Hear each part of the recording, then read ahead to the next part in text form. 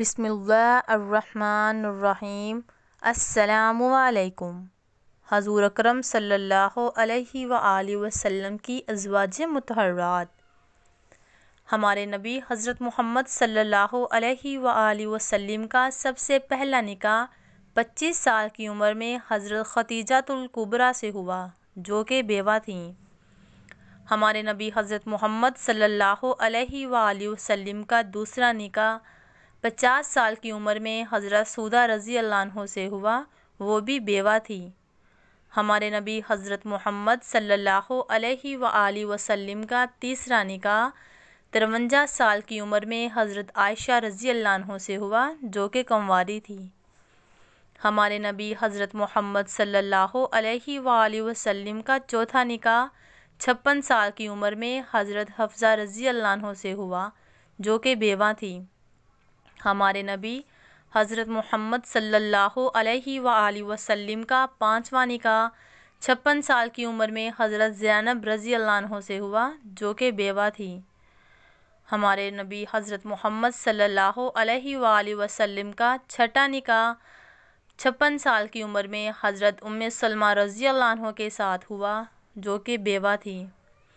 ہمارے نبی حضرت محمد صلی اللہ علیہ وآلہ وسلم کا ساتواں نکاح 58 سال کی عمر میں حضرت زینب رضی اللہ عنہ سے ہوا، جو کہ مطلقہ تھی۔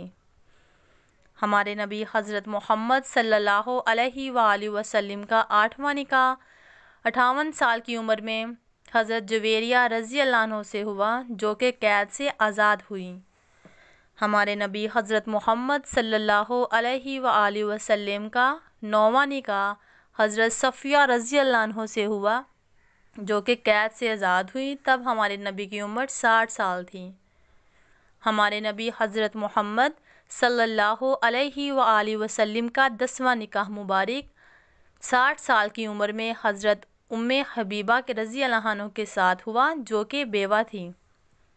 ہمارے نبی حضرت محمد صلی اللہ علیہ وآلہ وسلم کا 11واں نکاح 60 سال کی عمر میں حضرت میمونہ رضی اللہ عنہ کے ساتھ ہوا، جو کہ مطلقہ تھی۔ اہم وضاحت کی بات یہ ہے کہ حضور اکرم صلی اللہ علیہ وآلہ وسلم کے یہ سب نکاح اس آیت سے پہلے ہو چکے تھے جس میں مسلمانوں کے واسطے بیویوں کی تعداد زیادہ سے زیادہ 4 مقرر کی گئی تھی۔ جنگوں میں بعض صحابہ کرام شہید ہونے یا کفار مکہ نے مسلمان عورتوں کو طلاق دے دی، تو حضور نبی کریم صلی اللہ علیہ وآلہ وسلم نے ان بیوہ یا مطلقہ یعنی طلاق یافتہ عورتوں سے نکاح کر لیا اور انسانیت کو بیوہ اور مطلقہ یعنی کہ طلاق عورتوں سے نکاح کرنے کی ترغیب دی۔ ہماری اس طرح کی اور ویڈیوز دیکھنے کے لیے ہمارے چینل کو سبسکرائب کریں اور ویڈیوز کو لائک کریں تاکہ ہماری ہر آنے والی ویڈیو آپ تک آسانی سے پہنچ سکے۔ خدا حافظ۔